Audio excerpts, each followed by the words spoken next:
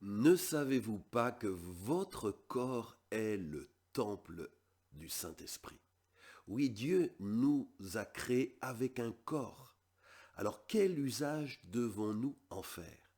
Comment servir Dieu avec son corps? Quelle place le corps tient-il dans le christianisme? C'est ce que nous allons voir dans cette vidéo. Le christianisme a la réputation d'avoir un rapport négatif au corps. Et c'est vrai que l'Église a vu à tort dans le corps le siège du péché, du mal, trop souvent. Et c'est ainsi que pour se purifier et se sanctifier, certains chrétiens pratiquent l'ascétisme, qui consiste à punir son corps, à le priver, puisqu'il est mauvais et source de péché. Mais ce rapport au corps est très loin de ce qu'enseigne la parole de Dieu. La Bible, elle, au contraire, enseigne que le corps humain est un chef-d'œuvre du Créateur. Nous lisons au psaume 145, verset 15, Mon corps n'avait pas de secret pour toi. Quand tu me façonnais en cachette, quand tu me tissais dans le ventre de ma mère. Et au verset 14, le psalmiste de s'exclamer, Je te loue d'avoir fait de moi une aussi grande merveille. Ce que tu réalises est prodigieux, je le reconnais bien. Oui, le corps humain est prodigieux et il a pour auteur Dieu, notre Créateur.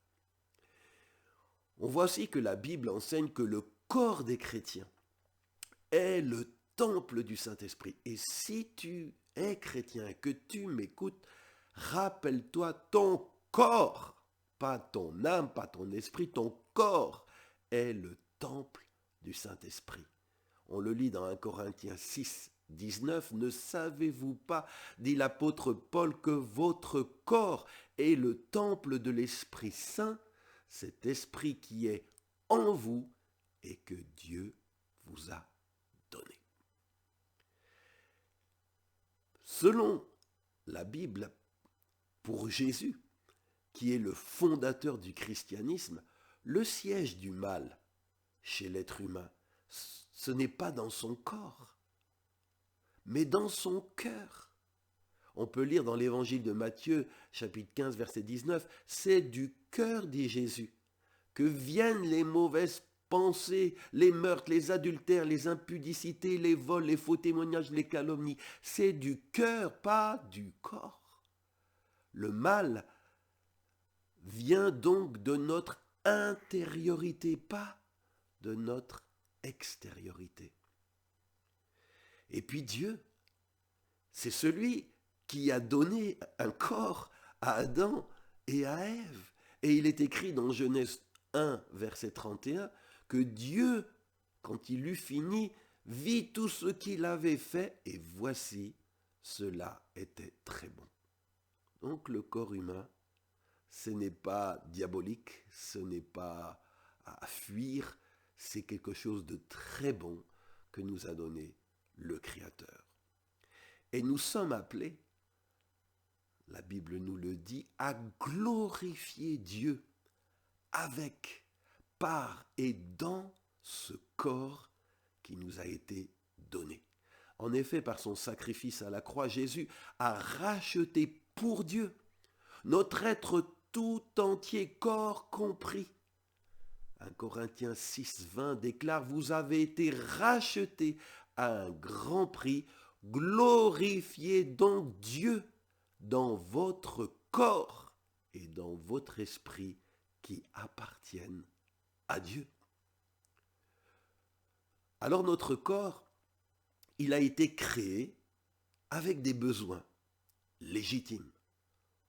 Besoin de manger, de boire, de respirer, de dormir, besoin aussi sexuel, car notre corps, donné par Dieu, est sexué. Mais ces besoins légitimes, il s'agit de les satisfaire d'une manière qui glorifie Dieu. C'est cela la bonne gestion de son corps, satisfaire nos besoins d'une manière qui glorifie Dieu. Et glorifier Dieu dans son corps, ça implique d'abord d'en prendre soin, de ne pas l'abîmer, de ne pas l'intoxiquer. Par exemple avec le tabac, l'alcool, la drogue, l'impureté sexuelle, les soucis qui pèsent sur notre santé aussi physique. Cela implique aussi prendre soin de notre corps, de ne pas utiliser notre corps pour commettre le mal. De ne pas utiliser notre corps pour la violence, pour le vol, pour le viol, pour l'impudicité. Dans un monde de plus en plus débauché, il est important de rappeler que le corps humain n'a pas été fait pour l'immoralité. 1 Corinthiens 6,13 déclare: le corps humain, lui, n'est pas fait pour la débauche. Il est pour le Seigneur et le Seigneur est pour le corps. Et Paul rajoute que le corps d'un chrétien, d'une chrétienne, ton corps si tu es chrétien, eh bien c'est un membre du corps de Christ. Oui, ton corps c'est une partie du corps de Christ.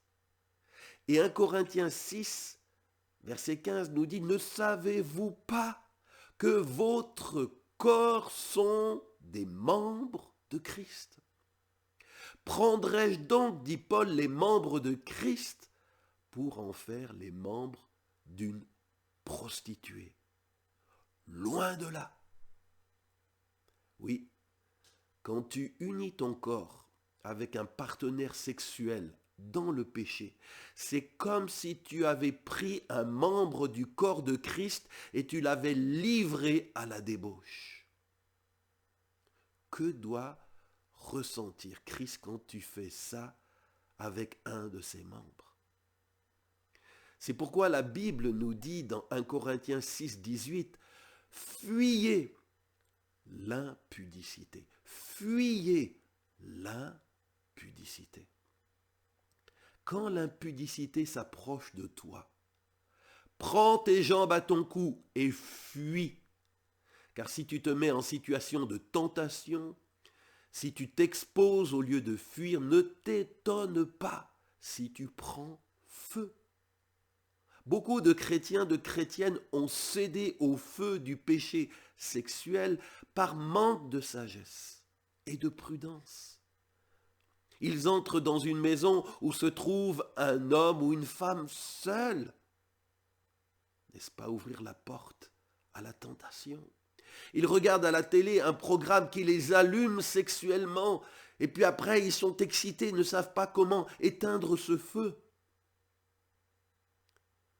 Ou alors sous couvert de se détendre, on va dans un salon de massage, oui. Et après? Aujourd'hui, tu n'as plus besoin d'aller chercher la pornographie. C'est elle qui vient à toi et qui te sollicite. Alors sache que si tu n'apprends pas à fuir l'immoralité, comme le préconise la Bible, tu tomberas dans ses bras. Car son attraction est si forte que tu ne sauras résister très longtemps. Maintenant, écoutez bien, chers auditeurs.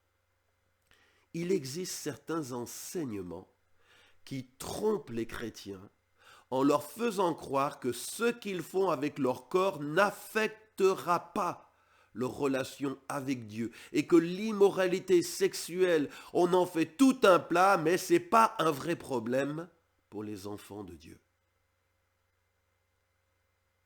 Ces enseignements faux, mensongers, trompeurs, séducteurs, on les trouve déjà dans la Bible. C'était le cas dans l'église de Pergame. On peut le lire dans Apocalypse 2, versets 14 à 16, où Jésus dit: j'ai quelques reproches à te faire, tu as chez toi. Donc chez toi, dans l'église de Pergame, des gens attachés à la doctrine de Balaam, à l'enseignement de Balaam. Et d'ajouter, celui-ci incitait Balak à tendre un piège aux Israélites pour qu'ils se livrent à la débauche, à l'immoralité. Eh bien Jésus, de même, tu as également chez toi des gens attachés à la doctrine des Nicolaïtes. Change donc ta vie. Sinon, dit Jésus, je viendrai à toi et je combattrai ces gens, ces chrétiens immoraux avec l'épée qui sort de ma bouche. Et c'était aussi ces faux enseignements le cas dans l'église de Thyatire. On lit dans Apocalypse 2, versets 20 à 23, où Jésus dit « J'ai un reproche à te faire. Tu tolères Jézabel, cette femme qui prétend parler de la part de Dieu. Mais elle égare mes serviteurs en les incitant à se livrer à la débauche. Ah, vas-y, tu peux y aller, c'est pas grave. Ce que tu fais avec ton corps, de toute façon, ton corps va aller la poussière, t'emmènera pas ça au ciel. Donc, peu importe ce que tu fais, ça n'ira pas dans l'éternité. Et Jésus dit, je lui ai laissé à Jézabel du temps pour changer de vie, mais elle ne veut pas se détourner de sa débauche. C'est pourquoi je vais la jeter sur un lit de douleur et j'infligerai également de grands tourments à ses compagnons d'adultère, à moins qu'ils ne renoncent aux mauvaises actions qu'elle leur inspire. Ainsi toutes les églises sauront, dit Jésus, que je suis celui qui discerne les pensées et les désirs des humains, et je traiterai chacun selon ce qu'il aura fait. Si tu ne veux pas craindre l'épée du Seigneur, fuis l'immoralité. L'apôtre Paul enseigne dans 1 Corinthiens 6 que le péché sexuel a ceci de particulier, c'est qu'il rend ton corps participant actif au péché que tu commets. Paul écrit 1 Corinthiens 6, 18, « Tout autre péché commis par l'être humain reste extérieur à son corps, mais celui qui se livre à la débauche pêche contre son corps. » Cher auditeur chrétien, souviens-toi, Dieu t'a acheté très cher pour te rendre libre. Alors rends gloire à Dieu par ton corps. Certes, tant que tu seras sur cette terre, toi et moi, nous devrons affronter la tentation de mal utiliser notre corps. Mais être tenté ne veut pas dire pécher. Dans l'épître de Jacques, chapitre 1, versets 14 et 15, il est dit « Chacun est poussé au mal par son désir mauvais qui l'attire et l'entraîne. » Oui, tu connaîtras en tant qu'enfant de Dieu ces désirs mauvais qui veulent t'attirer et t'entraîner. Mais être tenté, ce n'est pas pécher. Jacques dit, c'est quand on laisse faire ce désir qu'il donne alors naissance au péché, et puis quand le péché a grandi, il donne naissance à la mort. Alors, apprenons à résister à ces mauvais désirs, et c'est possible avec l'aide de Dieu, parce qu'il est écrit, je puis tout par celui qui me fortifie, y compris maîtriser ma sexualité.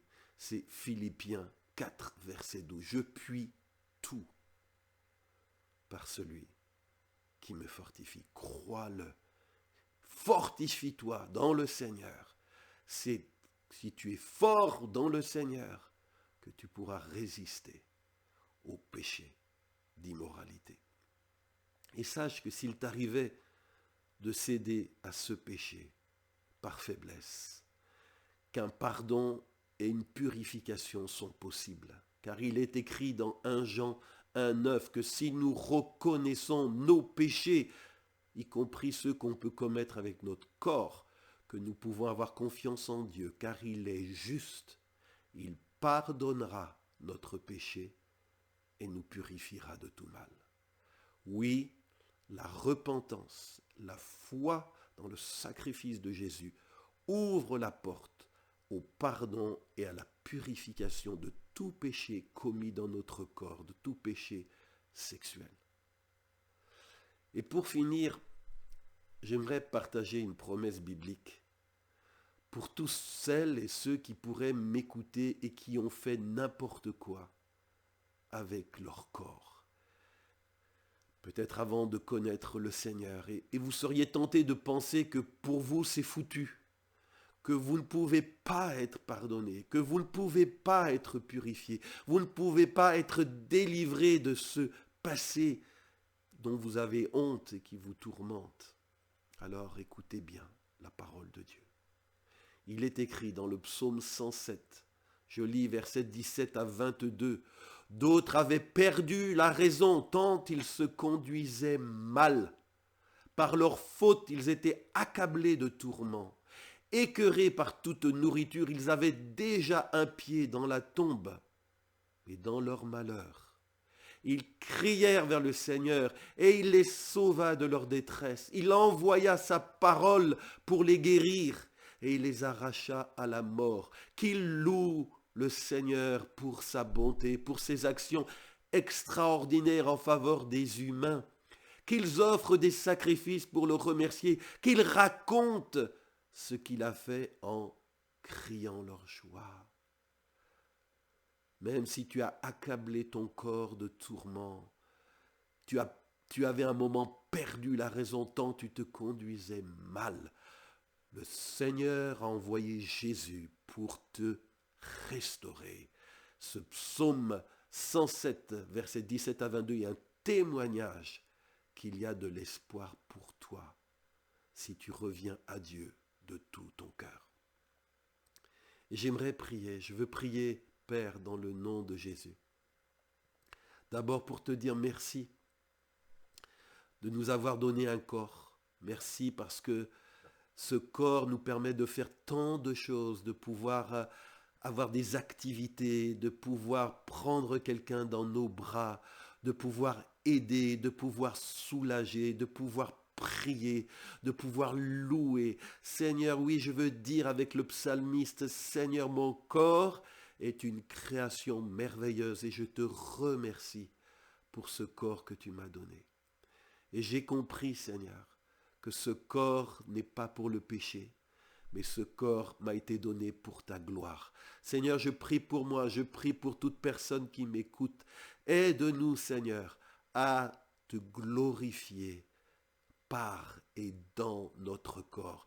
Aide-nous, Seigneur, à discipliner notre corps et à ne pas le livrer, Seigneur, à l'immoralité. Et si nous avons péché, si nous avons, Seigneur, fait quelque chose de mal qui nous a souillés, salis, je veux prier, je sais que le sang de Jésus est tout puissant pour laver le péché de celui qui le regrette et qui en demande pardon. Et je veux prier pour tous ceux peut-être qui ont connu une vie de débauche, tous ceux, Seigneur, qui sont encore hantés, Seigneur. Tu es celui qui est venu libérer les captifs et je prie au nom de Jésus que, Seigneur, tu étendes ta main et que, Seigneur, les gens recouvrent la liberté comme c'est écrit dans ce psaume que nous avons lu. Je veux prier aussi, Seigneur, tous ceux qui m'écoutent et dont le corps est atteint par la douleur, par la souffrance, par la maladie. Je veux prier, Seigneur, tu es celui qui envoie ta parole et qui guérit. Et je vais te prier maintenant par ton Esprit Saint, envoie ta parole. S'il te plaît, Seigneur, je fais appel à toi pour ceux qui souffrent dans leur corps et je prie d'envoyer une grâce de guérison. Je prie que ta puissance touche les malades. Je prie au nom de Jésus que la maladie se soumette à Jésus-Christ. Seigneur, tu nous as rachetés pour que nous t'appartenions. Nous n'appartenons pas au diable, nous n'appartenons pas à la maladie. Nous t'appartenons et nous refusons tout ce qui voudrait s'emparer de nos corps pour, Seigneur, y faire leur propre agenda qui n'est pas soumis au Seigneur. Que notre corps, Seigneur, soit contrôlé, dirigé par toi et puisse être un instrument pour beaucoup d'œuvres bonnes. Oh, bénis, Seigneur, ma sœur qui m'écoute. Seigneur, peut-être qui pleure en ce moment en écoutant ta parole parce que ton Saint-Esprit la convainc, Seigneur. Viens sécher ses larmes. Seigneur, nous voyons dans l'Évangile que ces femmes, comme cette femme prostituée, qui venait laver les pieds de Jésus avec ses larmes, les essuyer avec ses cheveux. Seigneur, elle avait beaucoup péché, mais il lui avait été beaucoup pardonné, et c'est pourquoi elle aimait beaucoup. Seigneur, ce ne sont pas les bien portants qui ont besoin de médecins, mais les malades. Tu n'es pas venu appeler des justes, mais des pécheurs. Oh, que ta grâce touche beaucoup de vies, Seigneur, et que les gens se sentent libres, qu'ils puissent chanter ta louange, parce que tu leur as rendu la liberté. Peut-être, Seigneur, aussi tu as enlevé la honte qui couvrait leur vie. Tu leur auras redonné espoir. Béni soit ton nom, Seigneur. Amen. Si vous aimeriez relire le texte de ce message, vous le trouverez dans la page des écrits sur notre site cdlr.fr. Donc, je vais vous mettre le lien direct dans la description de cette vidéo si vous voulez lire ce message pour le relire, le méditer ou le transmettre à d'autres. Cliquez sur le lien que je mets dans le descriptif de la vidéo et vous le trouverez. Et je vous dis à vendredi prochain pour un nouveau message. Oh, que Dieu soit glorifié dans ta vie, dans ton esprit, dans ton âme et dans ton corps. Au nom de Jésus. Amen. À vendredi prochain.